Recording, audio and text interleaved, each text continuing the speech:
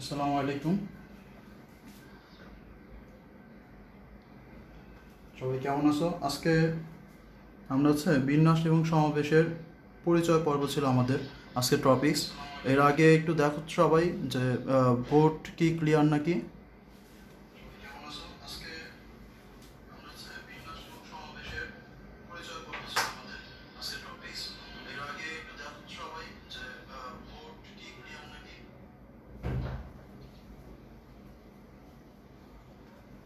Board clear দেখা যাচ্ছে?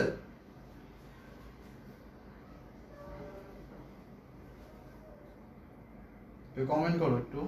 আমি স্কেল লিখে দেখেছি। -4 থেকে +4 পর্যন্ত স্পষ্ট।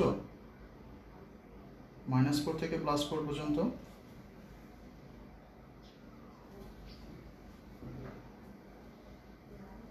ওকে, আমার মনে হয় দেখা যাচ্ছে। তাহলে আজকে টপিক শুরু করা যাক। তো কমেন্ট করো একটু কষ্ট করে। ক্লিয়ার? Frame clear?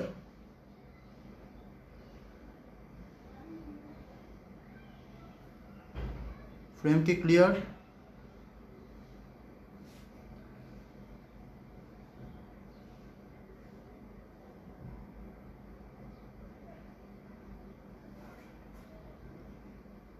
ওকে ওকে ওকে, ওটা অফ করে দিছি হাতের ফোন। ঠিক আছে, ওকে। আচ্ছা, আমরা শুরু করি তাহলে। আমাদের আজকের টপিক হচ্ছে বিন্যাস এবং সমাবেশ, খুবই ইম্পর্টেন্ট একটা চ্যাপ্টার।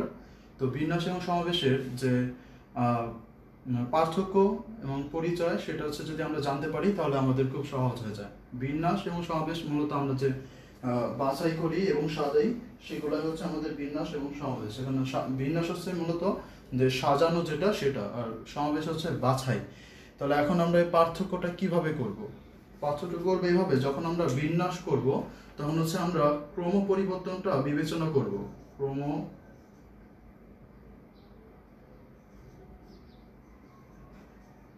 পরিবর্তন বিবেচনা করা হয়, কিন্তু যখন সমাবেশ করব তখন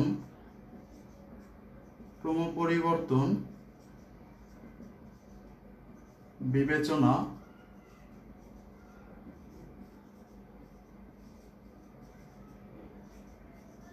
করা হবে না। তাহলে এখন ক্রম পরিবর্তন বা অর্ডার মানে কি? সাপোজ 3জন স্টুডেন্ট আছে, একসাথে বসে রয়েছে। এখন এই 3জন স্টুডেন্ট থেকে আমি 2জনকে নিয়ে আসবো, সামনে আনবো। এখন 2জনকে আমি তুলে নিয়ে আসলাম, এ আর বি, এই দুইজনকে আমি তুলে নিয়ে আসলাম। এটাই আমাদের সমাবেশ। যে কোনো 2জনকে তুলে নিয়ে আসলাম। এবার এই 2জনকে যদি আমি দুইভাবে রাখতে পারি, প্রথমে এ কে সামনে রাখলাম, দেন বি কে পিছনে রাখলাম, এটা একভাবে। আর আরেকভাবে বি কে আগে রাখলাম, এ কে পিছনে রাখলাম, এটা আরেকভাবে। তাহলে এটা সাজানো, কে আগে আছে কে পরে আছে, এটা ফ্যাক্ট। যখন কে আগে আছে কে পরে আছে এই ব্যাপারটা ফ্যাক্ট হবে, তখন আমার বিন্যাস হবে।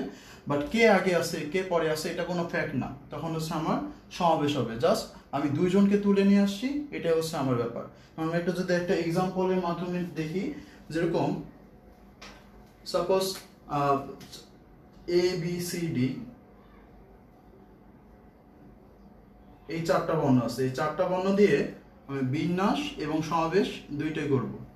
তাহলে প্রতিবারে 2টা করে বর্ণ নিয়ে, এ বি সি ডি 4টা থেকে প্রতিবারে 2টা করে বর্ণ নিয়ে বিন্যাস এবং সমাবেশ করব। এখন দেখো, 2টা করে যদি নেই, যেরকম আমি এ আর বি কে চুজ করলাম, এ এবং বি কে চুজ করলাম, তাহলে এ আর বি এই চুজের ভিতর দেখো এ আগে আছে বি পরে আছে। তাহলে আমরা যেহেতু বিন্যাসে কে আগে আছে কে পরে আছে এটা ফ্যাক্ট করতে হয়, এজন্য আমরা এটাকে আরেকভাবে নিতে পারি। সেটা বি কে আগে রাখলাম এবং এ কে পেছনে রাখলাম। তাহলে এ বি বি এ, এই দুইটা আমার সাজানোর উপায়। বা যখন আমরা সমাবেশ নিব, তখন আমরা এই দুইটা থেকে যে কোনো একটা নিব, এ বি। কে আগে আছে আর কে পরে আছে এটা আমার কোনো দেখার বিষয় না। সিমিলার ভাবে যদি আমরা অন্যগুলোও যদি নিয়ে থাকি, এ আর বি, তারপরে এ আর সি যদি নেই, আমার সি আগে নিতে হবে একটা, তাহলে এটা আমার বিন্যাস। যখন আমরা সমাবেশ করব তখন হবে এ আর সি, শুধু একটা নিলে হলো, যে এ আছে এবং সি আছে, দ্যাটস ওকে। দেন এ এবং ডি, তাহলে আমার ডি এ এটাও নিতে হবে। আর যখন আমরা সমাবেশ করব শুধু এ এবং ডি নিব, B C, C B, B C,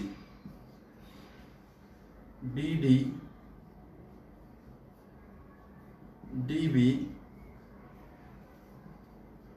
B D, C D, D C, C D. তাহলে আমরা যদি দেখি টোটালটা, তো 4টা থেকে 2টা করে নিয়েছি, আমার এখানে টোটাল আছে হচ্ছে 12টা, আর এখানে হচ্ছে হলো আমার 6টা। তাহলে আমরা যদি বিন্যাস করি তাহলে আসলো 12টা, আর সমাবেশ যদি করি তাহলে আসলো 6টা। তার মানে হচ্ছে আমাদের দেখতে হবে যেখানে কে আগে আছে কে পরে আছে, এটা হচ্ছে আমার ব্যাপার। এখন আমাদের যে একটা বিন্যাস এবং সমাবেশ মানে পারমিটেশন অ্যান্ড কম্বিনেশনের যে সূত্র আছে, সেই সূত্রগুলো দিয়ে যদি আমি একটু বের করে ট্রাই করি, যেরকম আমরা জানি যে পারমিটেশনের যে সূত্র সেটা হচ্ছে N P R is equal to N factorial ভাগ হচ্ছে এন মাইনাস আর ফ্যাক্টোরিয়াল। তাহলে আমাদের আছে টোটাল জিনিস ছিল 4টা, 4, আর আমরা নিচে হচ্ছে 2টা জিনিস, তাহলে 2টা করে নিলাম 4p2, তার মানে হচ্ছে 4 ফ্যাক্টোরিয়াল ভাগ হচ্ছে 4 মাইনাস 2 ফ্যাক্টোরিয়াল, তার মানে হচ্ছে 2 ফ্যাক্টোরিয়াল। ওকে, তাহলে দেখো আমরা যদি ক্যালকুলেশন করি 4 ফ্যাক্টোরিয়াল থেকে পাই 4 ইন্টু 3 ইন্টু 2 ইন্টু 1, 2 ফ্যাক্টোরিয়াল থেকে পাই 2 ইন্টু 1, 2 ইন্টু 1, 2 ইন্টু 1 কাটা যায়, তাহলে 3 4 হচ্ছে কত 12। আর আমরা যদি সমাবেশের সূত্র করি তাহলে আমাদের টোটাল হচ্ছে 4টা জিনিস, আমাদের সূত্রটা আগে লিখি এন সি আর, N factorial r factorial N minus r factorial.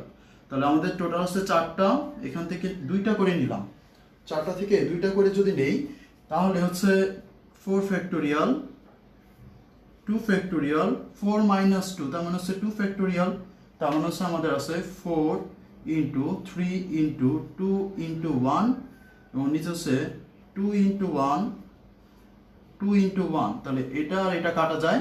আবার এখান থেকে যদি কাটি তাহলে 2, তাহলে 3 দুগুণা হচ্ছে আমার 6।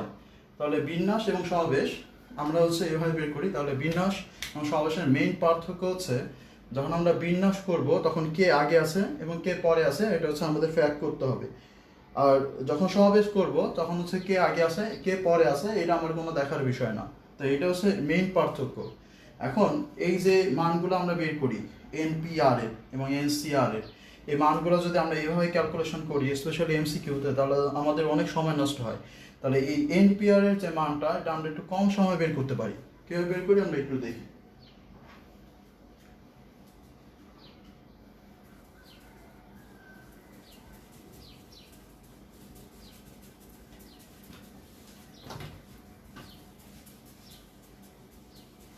আচ্ছা, সবাই কি ক্লিয়ার দেখা যাচ্ছে? মাঝে মাঝে কমেন্ট করো।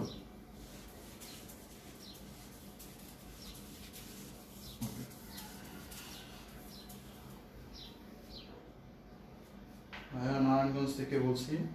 ওকে, আচ্ছা দেখো যেটা বলতেছিলাম আমাদের এনপিআর এর যে সূত্রটা সেটা হচ্ছে আমরা যদি একটু দেখি, তাহলে আমরা একটু আগে যেটা নিয়ে করলাম যে 4p2 এর মান আসছিল হচ্ছে 12, তাহলে আমরা এটা এইভাবে করতে পারি, তাহলে আমাদের সহজ হয়। এখানে কত আছে ভাইয়া আর এর মান? আর এর মান আছে 2, তাহলে আমরা এই এন এর 2টা জিনিস নিব, শুধু কেবল শুধু 2টা। তার মানে দেখো এখানে আছে 2, তাহলে এখানে 4, আমার 4 ফ্যাক্টরিয়াল হওয়ার কথা, তাহলে আমরা এতগুলো না নিয়ে 4 ইন্টু 4 এর পরের সংখ্যা কত 3, 3 4 12, যে কোনো অন্য একটা নিই, যেরকম আছে 9p2, তাহলে এখানে কত আছে 2, তাহলে আমরা নিব হচ্ছে এখান থেকে 2টা, তাহলে উপরে আছে 9, 9 থেকে 1 কম হলে হবে 8, তাহলে 72। অথবা অন্য একটা নেই, যেরকম মনে করো যে 5p3, তার মানে এখানে কত আছে 3, তাহলে উপর থেকে আমরা নিব 3টা, তার মানে হচ্ছে 5 ইন্টু 4 ইন্টু 3, তাহলে 4 পাতা 20 ইন্টু 3, মানে কত হচ্ছে 60। তাহলে যদি এমসিকিউ এর জন্য যখন করতে চাই তাহলে আমরা এভাবে যদি করি তাহলে আমাদের জন্য অনেকটা সহজ হয়ে যাবে। কি বললাম যে এখানে কত আছে আর এর মানটা আমরা উপর থেকে ঠিক তত সংখ্যক নিব। সিমিলারভাবে আমরা যদি সমাবেশের ক্ষেত্রে সি এর মানও যদি বের করতে চাই, তাহলে আমরা একইভাবে বের করতে পারি 4C2। তাহলে আমাদের এখানে একটা এক্সট্রা কাজ আছে, সেটা হচ্ছে যে প্রথমে এখানে যা করছিলাম সেটা করব। সেটা হচ্ছে কি, এখানে আছে 2, তাহলে উপর থেকে নিব 2টা, 4 × 3। এবার শেষ হয়নি, এবার যেটা করতে হবে, এই যে নিচে যে আর এর মানটা, এটার ফ্যাক্টোরিয়াল দিয়ে ভাগ দিয়ে দিতে হবে। ক্লিয়ার? তার মানে হচ্ছে উপরে হচ্ছে 3 4 12 ভাগ হচ্ছে 2 × 1, তার মানে হচ্ছে 6। অন্য যে কোনো একটা মান নিয়ে আমার, যেরকম হচ্ছে 5C3, তার মানে দেখো এখানে আছে কত, 3। তাহলে আগের মতো উপর থেকে কয়টা নিব, 3টা। তাহলে উপর থেকে 3টা নেই, 5 × 4 × 3। ওকে, দেন নিচে কি করতে হবে, এটা ফ্যাক্টোরিয়ালটা দিয়ে ভাগ দিয়ে দিতে হবে। তার মানে হচ্ছে 3 ফ্যাক্টোরিয়াল দিয়ে যে ভাগ দেই, তার মানে 3 × 2 × 1। তাহলে এই 3 আর এই 3 কাটা, আমার থাকে 4 5 20। যদি আমরা 2 দিয়ে ভাগ দিই তাহলে হবে 10। তাহলে এটা হচ্ছে আমার অ্যান্সার। তাহলে এই হচ্ছে বিন্যাস এবং সমাবেশ, এর ভিতরে মেইন পার্থক্য।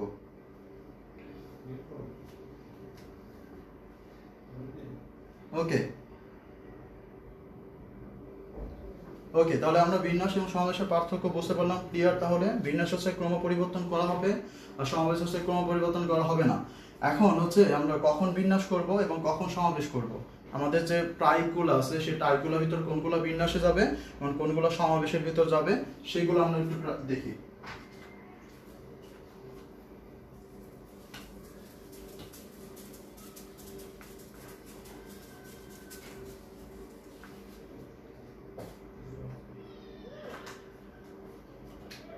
তাহলে বিন্যাস এবং সমাবেশ চেনার উপায়, কখন আমরা এনপিআর করব আর কখন আমরা এনসিআর করব। ওকে,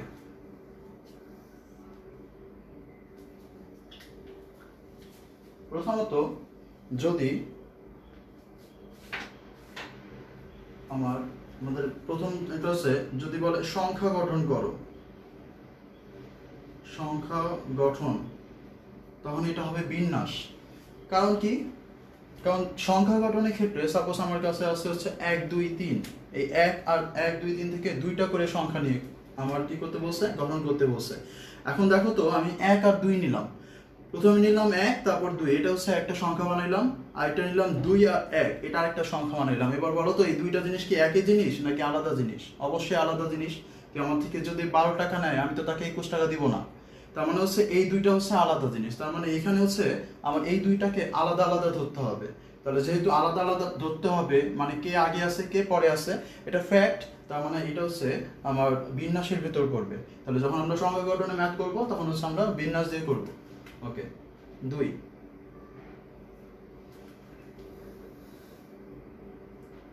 সংখ্যা গঠন, শব্দ গঠন। শব্দ গঠনের ক্ষেত্রেও আমরা বিন্যাস দিয়ে করব, কারণ শব্দ গঠনের ক্ষেত্রেও কে আগে আছে কে পরে আছে, এটা একটা বড় একটা ফ্যাক্ট। যেরকম আমি 2টা ওয়ার্ড নিলাম, অনেকগুলো ওয়ার্ড আছে, 2টা ওয়ার্ড নিয়ে আমি ও এবং এন দিয়ে আমি যদি শব্দ বানাই, যেরকম ও এবং এন দিয়ে আমি অন বানাতে পারি, আবার ও এবং এন দিয়ে আমি নো বানাতে পারি। এখন অন আর নো, এই দুইটা কি একই কথা? অবশ্যই একই কথা না, দুইটাই একেবারে দুই পাশের কথা। তার মানে হচ্ছে, যেহেতু আমার অন এবং নো দুইটা ভিন্ন অর্থের শব্দ শব্দ গঠিত হয়ে গেল, তার মানে হচ্ছে এই দুইটাকে আলাদা আলাদা ধরতে হবে। তার মানে হচ্ছে আমরা যখন শব্দ গঠন করব, তখন হচ্ছে আমাদের বিন্যাস দিয়ে করতে হবে। এছাড়া আমাদের কমন যেগুলো আছে, যেরকম আমাকে যদি বলে যে কতভাবে সাজানো যাবে, তখন হচ্ছে আমরা বিন্যাস দিয়ে করব। অথবা আমাদের যদি বলে যে টোটাল বিন্যাস সংখ্যা বের করো, তখন আমরা বিন্যাস দিয়ে করব। ওকে, এবার হচ্ছে সমাবেশ। সমাবেশ হচ্ছে আমরা কখন করব, যেরকম আমাকে যদি বলে দল বা কমিটি গঠন করতে, তখন হচ্ছে আমরা সমাবেশ দিয়ে করব। দল বা কমিটি গঠন আমরা সমাবেশ দিয়ে করব। কারণ কি, কারণ হচ্ছে দেখো, সাপোজ আমি একটা টিম গঠন করব। এই টিমের ভিতর আমি আমার কাছে আছে 5 জন ব্যাটসম্যান, 5 জন বলার, এরকম আছে। আমি এখন বলছে যে আমাকে 4 জনের একটা টিম করতে 2 জন 2 জন করে নিবে।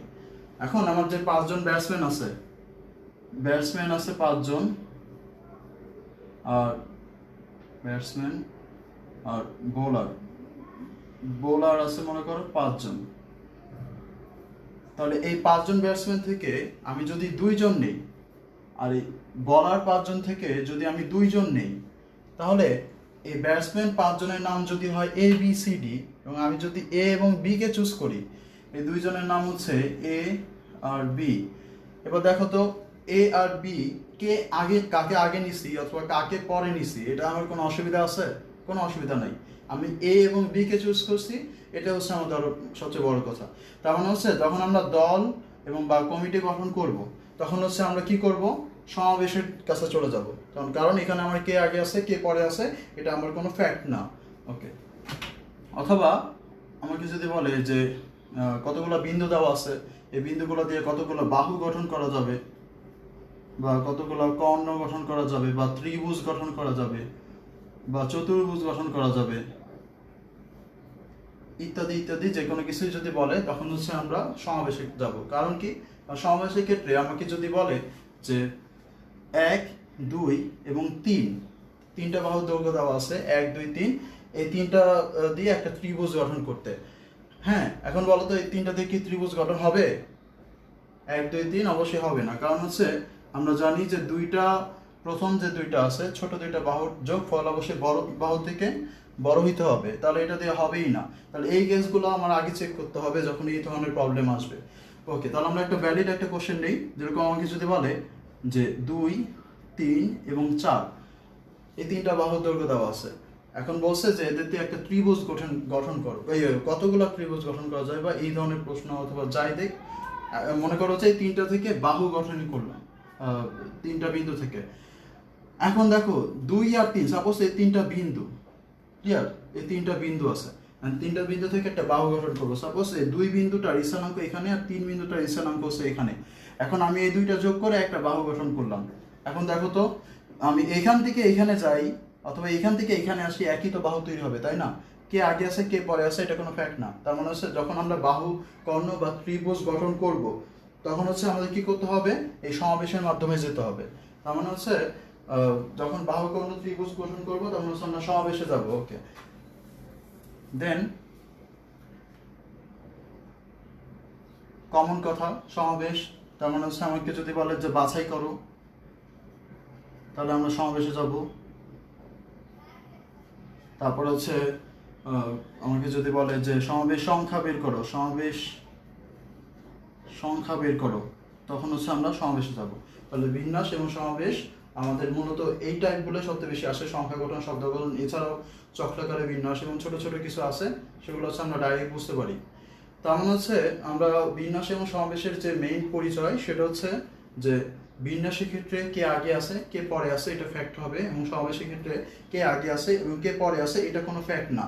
তাহলে আমাদের এই হচ্ছে আমাদের আজকের টপিকস। আমরা পরে আরো হচ্ছে অনেক কিছু দেখবো। আমরা আজকে একটা টাইপ এখানে অ্যাড করি, যেহেতু অনেক কম সময় হইলো।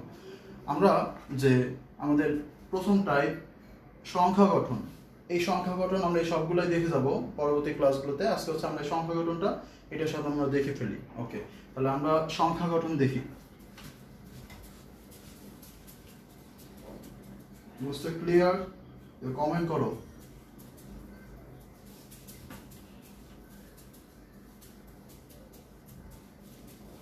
ওকে ভাইয়া, ওকে দেন আমরা হচ্ছে সংখ্যা গঠন। তাহলে সংখ্যা গঠন কি দিয়ে হবে?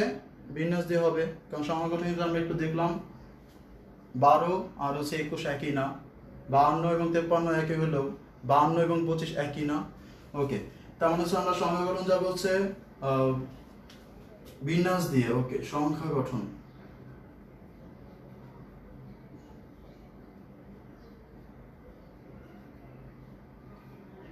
ওকে, সংখ্যা গঠন দুই ভাবে হইতে পারে। এক নম্বর, অঙ্কগুলোকে কেবল একবার ব্যবহার করব আমরা, কেবল একবার ব্যবহার করে।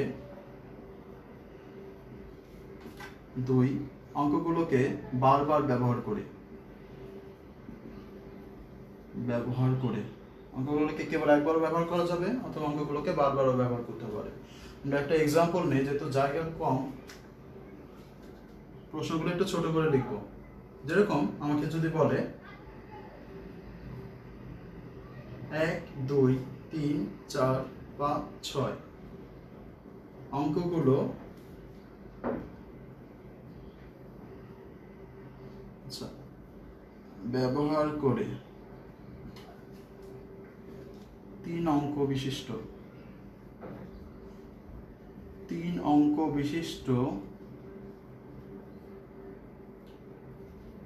কতগুলো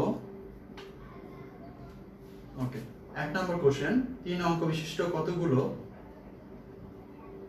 সংখ্যা গঠন করা যাবে 3 অঙ্ক বিশিষ্ট কতগুলো সংখ্যা গঠন করা যাবে ওকে তাহলে আমাদের অ্যানসার হচ্ছে দুইটা একটা হচ্ছে একবার ব্যবহার করে আর এটা হচ্ছে বারবার ব্যবহার করে ওকে তাহলে আমরা 3 অঙ্ক বিশিষ্ট সংখ্যা গঠন করব ওকে তার মানে আমরা 3টা ঘর নিলাম 3 অঙ্ক বিশিষ্ট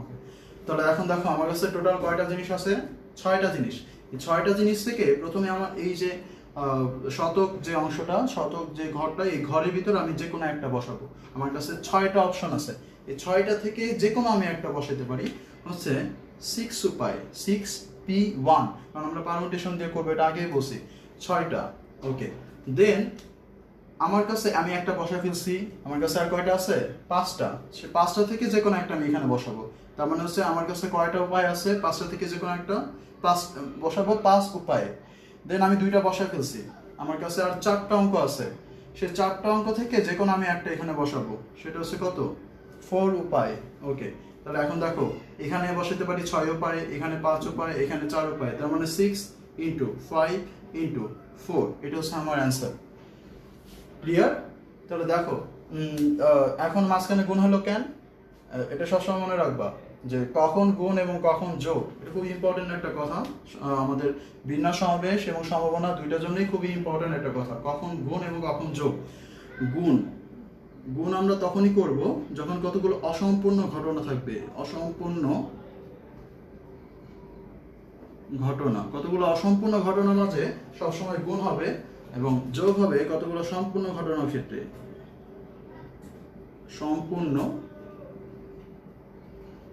ঘটনার ক্ষেত্রে মানে অসম্পূর্ণ ঘটনা বলতে কি বোঝাইলো আর সম্পূর্ণ ঘটনা বলতে কি বোঝাইলো এটা যদি আমরা একটু খেয়াল করি দেখো আমরা এই যে 3টা অসম্পূর্ণ ঘটনা এটার কারণ কি এটার কারণ হচ্ছে যে আমরা এখান থেকে যখন এখানে একটা অঙ্ক বসাইলাম 6টা থেকে যে কোনো একটা অঙ্ক বসাইছি তখন কিন্তু আমার এই যে এখানে টোটালটা বের হয়ে যায় নাই যে আমার 3 অঙ্ক বিশিষ্ট সংখ্যা হয়ে যায় নাই আবার যখন এখানে একটা বসাইছি এখানেও কিন্তু আমার সম্পূর্ণ হয়ে যায় নাই তার মানে হচ্ছে একটা 3 অঙ্ক বিশিষ্ট সংখ্যা হয়ে যায় নাই অথবা যখন এটা বসাইছি তখনও কিন্তু আমার হয়ে যায় নাই তার মানে এই যে 3টা ভগ্ন ঘটনা মিলে একটা সম্পূর্ণ ঘটনা হয়েছে তাহলে এইগুলো হচ্ছে এক একটা অসম্পূর্ণ ঘটনা ক্লিয়ার তার মানে হচ্ছে এগুলো হচ্ছে অসম্পূর্ণ ঘটনা এবং 3টা একসাথে যেটা হয়েছে তার মানে হচ্ছে 3 অঙ্ক বিশিষ্ট একটা সংখ্যা গঠন হয়েছে তাহলে এটা হচ্ছে একটা সম্পূর্ণ ঘটনা তাহলে সম্পূর্ণ ঘটনা এখন এটা হচ্ছে 3 অঙ্ক বিশিষ্ট সংখ্যা কারণ আমি যদি বলতাম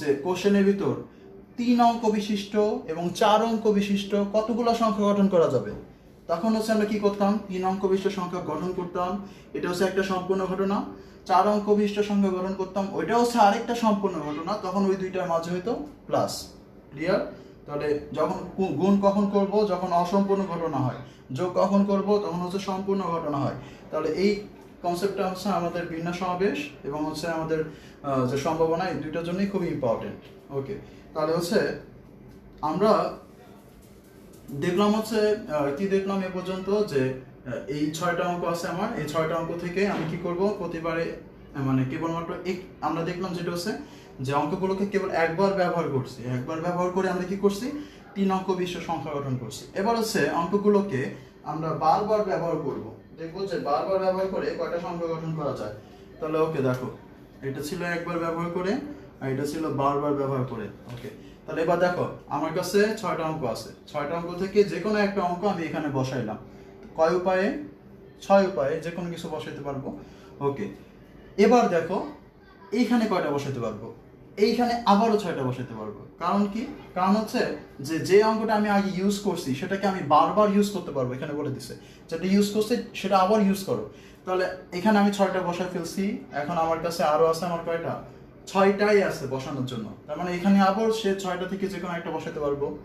এবার আমি এখানে 2টা ইউজ করছি বা একটা ইউজ করছি 2বার, সেগুলোকে আমি আবার ইউজ করতে পারবো এইখানে। তাহলে আমার কাছে আবারও বসানোর জন্য 6টা জিনিস আছে। তাহলে এই 6টা জিনিস হচ্ছে আমার এখানে। তার মানে হচ্ছে আমার যদি বারবার ব্যবহার করতে পারি তাহলে 6 ইন্টু 6, তাহলে এটা হচ্ছে আমার অ্যান্সার। তাহলে আমরা ক্লিয়ার। যদি আমাকে যদি বলে 3 অঙ্ক বিশিষ্ট, একেবারে ইজি প্রশ্ন, 3 অঙ্ক বিশিষ্ট কতগুলো সংখ্যা গঠন করা যাবে, তাহলে আমরা এভাবে একেবারে নর্মাল করব। ওকে, দেন এখন আমার একটু যদি শর্ত দিয়ে দেয়, যেরকম শর্ত কি দিল, 3 অঙ্ক বিশিষ্ট কতগুলো বিজোড় সংখ্যা গঠন করা যাবে। 3 অঙ্ক বিশিষ্ট কতগুলো বিজোড় সংখ্যা। ওকে, তার মানে এখানে একটা শর্ত আছে। বিজোড় সংখ্যায় কথাটা মানে হচ্ছে শেষে অবশ্যই একটা বিজোড় একটা অঙ্ক বসতে হবে। তাহলে আমাদের বিজোড় অঙ্ক আছে 1, 3, 5। তার মানে হচ্ছে এই শেষে 1, 3 অথবা 5, এই তিনটা যে কোনো একটা বসাইতে হবে। তাহলে আমরা এক কাজ করি, এই তিনটার যে কোনো একটা বসাই দিই। তাহলে তিনটার যে কোনো একটা বসাইতে পারি 3 উপায়ে। ওকে, এখনো কিন্তু আমি সামনে বসাই নেই। তাহলে দেখো একটা বসাই ফেললাম। আর আমার কাছে তাহলে থাকলো কয়টা মোট? আমার কাছে রয়েছে আর হচ্ছে 5টা অঙ্ক বসানোর জন্য। কারণ আমি একটা বসাইছি, আমার কাছে আর আছে 5টা। সেই 5টা থেকে যে কোনো একটা আমি এখানে বসাই দিলাম, এখানে একটা বসাইলাম। তাহলে আমার কাছে হলো 5টা থেকে যে কোনো একটা। এখন দেখো, এখানে একটা বিজোড় বসায় ফেলছি, এখানে একটা সংখ্যা বসায় ফেলছি, আমার কাছে আছে আর 4টা। তার মানে এখানে নিলাম হচ্ছে 4। তাহলে 5 ইন্টু 4 ইন্টু 3, এটা হচ্ছে আমার অ্যান্সার। যদি আমি অঙ্কগুলোকে একবার ব্যবহার করি, অঙ্কগুলোকে যদি আমি বারবার ব্যবহার করি তাহলে কি হয় দেখো। এবারও কিন্তু আমি বিজোড় সংখ্যা গঠন করতেছি।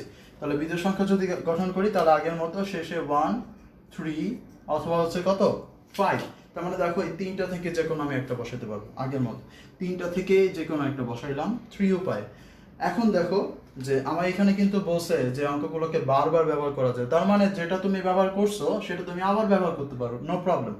তার মানে হচ্ছে দেখো এখানে আমার কাছে ছিল হচ্ছে 6টা, একটা বসাইছি, এবারও বসানোর জন্য আমার কাছে 6টাই আছে। তার মানে এখানে আমি 6টা থেকে যে কোনো একটা, তারপর এখানে আমি 6টা থেকে যে কোনো একটা। তাহলে 6 ইন্টু 6 ইন্টু 3, এটা হচ্ছে আমার অ্যান্সার। এরকম বিভিন্ন ধরনের শর্ত দিতে পারি আমরা। আরো কতগুলো শর্ত দেখি।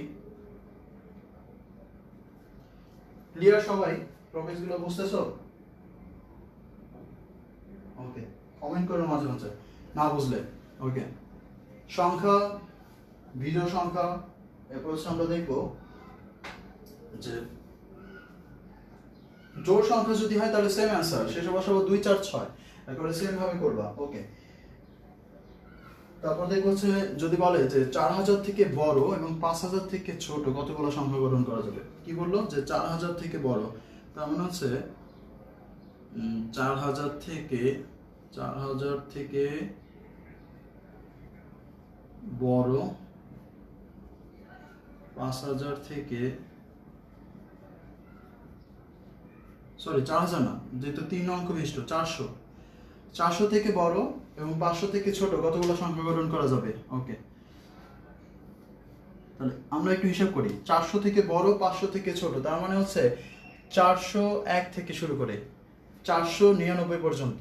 দেখো 401 থেকে 499 পর্যন্ত যতগুলো সংখ্যা আছে সবগুলা সংখ্যার শুরুতেই আছে হচ্ছে 4। তার মানে হচ্ছে আমার কোনো চয়েস নাই, আমার শুরুতে অবশ্যই 4ই বসাইতে হবে এই শর্তের জন্য। তার মানে হচ্ছে একটা থেকে একটা বসাইতে পারি আমরা এক উপায়ে। এখন আমার কাছে ছিল টোটাল 6টা থেকে আমি একটা বসায় ফেলছি, আমার কাছে আর আছে হচ্ছে 5টা। তার মানে আমি এখান থেকে কি করব, সেই 5টা থেকে যে কোনো একটা আমি এখানে বসাবো। তার মানে কত উপায়ে? 5 উপায়ে। ওকে, দেন আমার কাছে আছে আর 4টা থেকে যে কোনো একটা এখানে বসাবো। কয় উপায়ে? 4 উপায়ে। ক্লিয়ার? ঠিক একইভাবে ওইটা যদি আমরা বলি তাহলে এটা অ্যান্সার কত হবে তোমরা বলো। এটা অ্যান্সার কত হবে?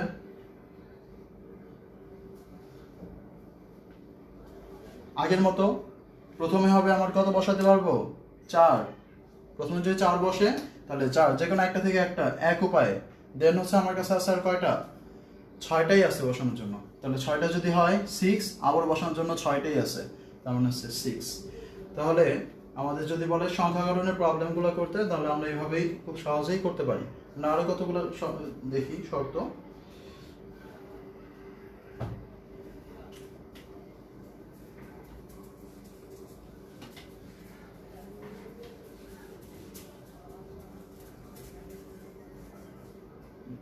আমি ক্লাস শেষে আজকে সম্পূর্ণ লেকচার লিখে দিয়ে দিব, তোমরা ওইখান থেকে দেখো। আপাতত এখানে কনসেন্ট্রেট করো। 3 4।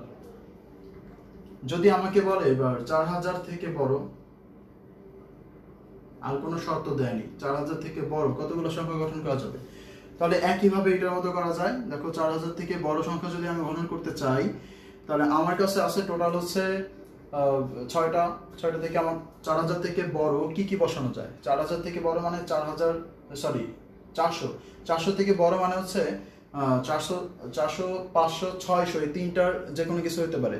তার মানে আমরা শুরুতে আমি তিনটা জিনিস এখানে বসাতে পারি, সেটা হচ্ছে 4 বসাইতে পারি, 5 অথবা হচ্ছে 6। এই তিনটার যে কোনো একটা আমি হচ্ছে এখানে বসাতে পারবো। তাহলে এই তিনটার যে কোনো একটা যদি আমি বসাই, তিনটা থেকে যে কোনো একটা বসাতে পারি হচ্ছে আমি 3 উপায়ে। ওকে, তাহলে আমি একটা বসায় ফেলছি, আমার কাছে বসানোর জন্য কয়টা আছে আর 5টা। তার 5টা থেকে যে কোনো একটা এখানে বসাবো, আছে 4টা, 4টা থেকে যে কোনো একটা এখানে বসাবো 4। আমরা যদি যেটা ছিল আমাদের বারবার, তাহলে দেখো প্রথমে এটাও আগের মতো যে আমার শুরুতে বসাইতে হবে 4, 5 অথবা 6 যে কোনো একটা। তাহলে 3টা থেকে একটা হচ্ছে 3 উপায়ে। এরপরে আমার বসানোর জন্য কয়টা আছে, বসানোর জন্য 6টাই আছে, কারণ যেটা ব্যবহার করছে আবার ব্যবহার করতে পারবা। তাহলে 6 ইন্টু হচ্ছে 6। ওকে, লাস্ট আরেকটা প্রশ্ন।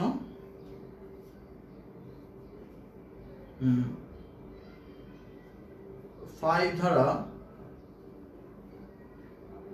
বিভাজ্য আছে এরকম কয়টা সংখ্যা, 5 দ্বারা বিভাজ্য। ওকে, 5 দ্বারা বিভাজ্য যদি আমি বের করতে চাই, তাহলে দেখো 5 দ্বারা বিভাজ্য এই কথাটার মানে হচ্ছে শেষে হয় 5 হবে অথবা 0 হবে। বাট আমার এখানে 0 দেওয়া নেই, তার মানে অবশ্যই যে কয়টা অঙ্ক আছে এর মধ্যে একমাত্র শেষে 5 যদি রাখি, তাহলে হচ্ছে আমার কি হবে, 5 দ্বারা বিভাজ্য হবে। তার মানে আমি শেষে রাখলাম হচ্ছে কত, 5।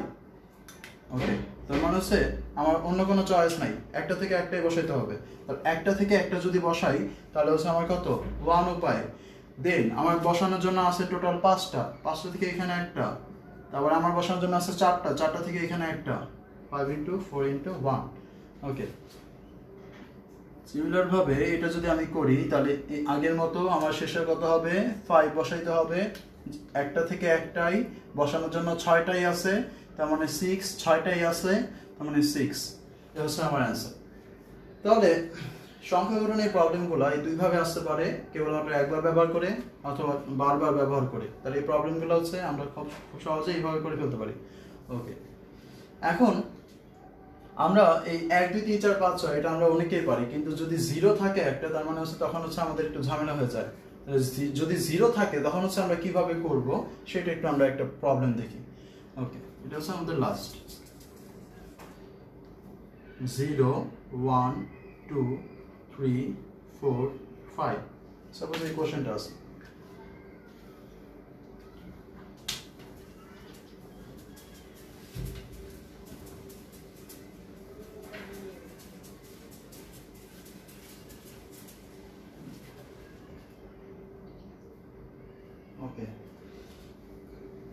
ওকে, 0, 1, 2, 3, 4, 5 আমাদের এই অঙ্কগুলোকে ব্যবহার করে 3 অঙ্ক বিশিষ্ট কতগুলো আমরা যে আগে যে প্রশ্নগুলো নিয়েছিলাম সেই প্রশ্নগুলোই নেই। প্রথমে আমরা এটা শুধু কেবলমাত্র একবারের জন্য দেখি, বারবার এটা তো তোমরা পারবেই, সেই একইভাবে করে নিবা। ওকে, তাহলে আমরা কেবল একবার ব্যবহারের জন্য দেখি। তাহলে প্রথম আমাদের যে অঙ্কটা ছিল সেটা হচ্ছে যে 3 অঙ্ক বিশিষ্ট কতগুলো সংখ্যা গঠন করা যাবে, সংখ্যা গঠন করা যাবে। তাহলে আমার 3 অঙ্ক বিশিষ্ট টোটাল কয়টা সংখ্যা গঠন করা যাবে। দেখো 3 অঙ্ক বিশিষ্ট যে আমি সংখ্যা গঠন করি,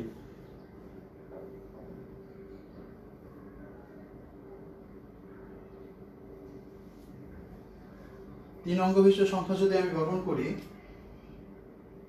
তাহলে দেখো প্রথমে আমার টোটাল আসতে হচ্ছে 6টা জিনিস। 6টা জিনিসের থেকে আমি যদি এখানে একটা 0 বসাই তাহলে সেটা কিন্তু অর্থবোধক 3 অঙ্ক বিশিষ্ট সংখ্যা হয় না, সেটা কিন্তু 2 অঙ্ক বিশিষ্ট সংখ্যা হয়ে যায়। তার মানে হচ্ছে যখন আমার 0 থাকবে তখন যদি আমি 3 অঙ্ক বিশিষ্ট সংখ্যা গ্রহণ করতে যাই তখন প্রথমে এই 0টাকে বসানো যাবে না, 0 বাদে আমি যে কোনো কিছু বসাতে পারবো এখানে। তার মানে আমার কাছে আছে টোটাল কয়টা জিনিস? 6টা জিনিস। 6টা জিনিস থেকে আমি একটা এখানে বসাইতে পারিনি, তার মানে আমার কাছে আছে কয়টা? 5টা। এই 5টা আমি এখানে বসাতে পারবো। 5টা থেকে যে কোনো একটা হচ্ছে 5p1 উপায়, তার মানে হচ্ছে আমার এখানে 5টা হইলো। এখন আমার কাছে বসানোর জন্য আর কয়টা আছে দেখো, আমার কাছে টোটাল জিনিস ছিল 6টা, 6টা থেকে আমি এখানে একটা বসাই ফেলছি, তার মানে আমার কাছে আরো 5টা আছে। সেই 5টা থেকে আমি যে কোনো একটা এখানে বসাবো 5 উপায়ে। এরপর আমার কাছে আর কয়টা আছে?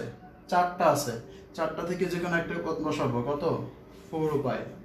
ওকে, সিমিলার ভাবে আমাকে যদি বলে যে কতগুলো বিজোড় বা জোড় সংখ্যা গঠন করা যাবে,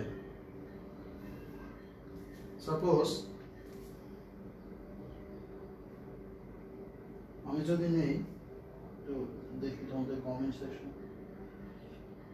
ওকে, তারপর হচ্ছে আমরা এখন নিব হচ্ছে জোড় সংখ্যা।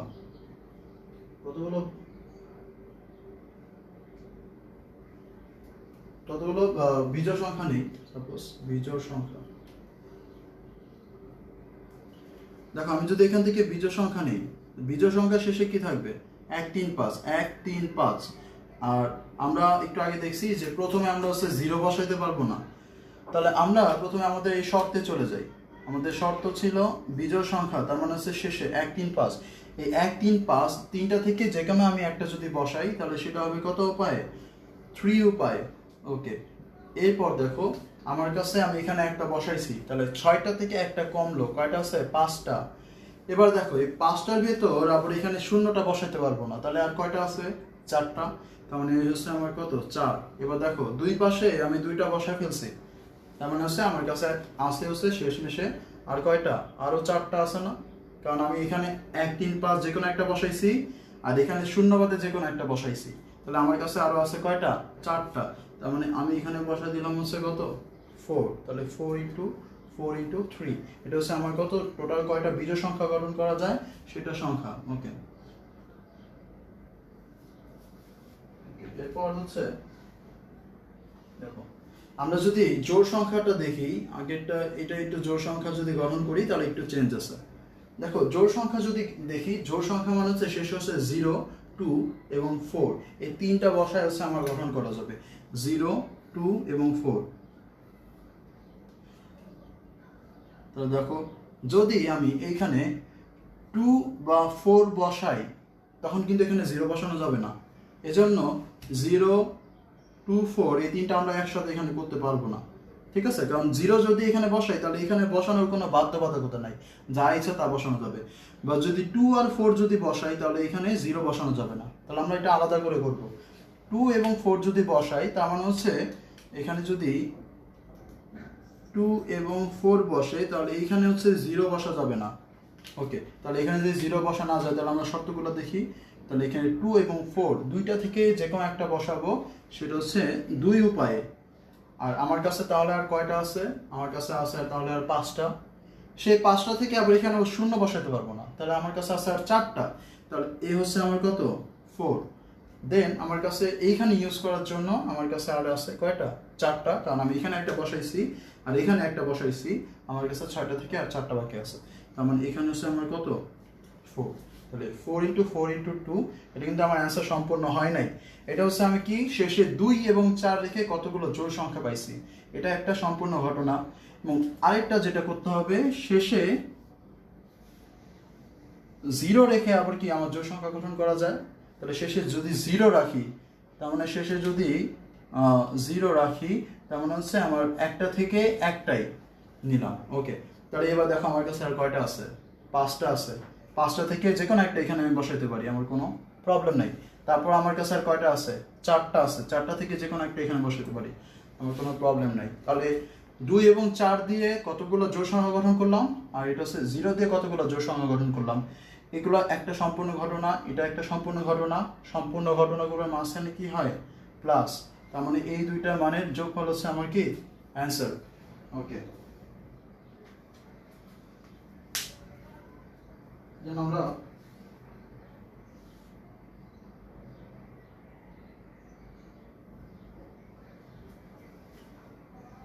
একটা অঙ্ক দেখি, লাস্ট 400 থেকে বড় 500 থেকে ছোট, এটা দেখি তাহলে আমাদের শেষ।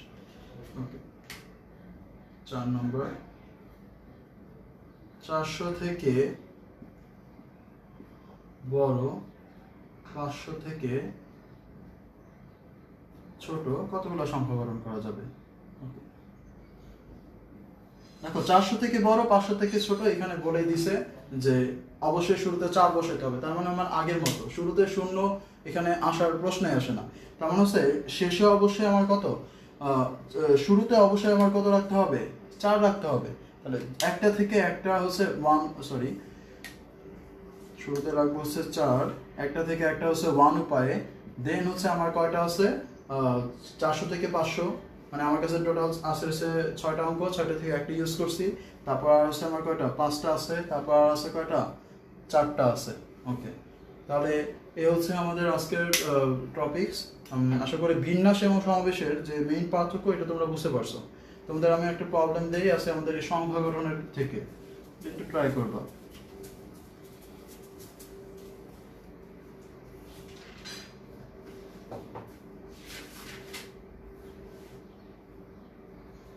প্রবলেমটা হচ্ছে 0, 1 এবং 2 কে যে কোনো সংখ্যক বার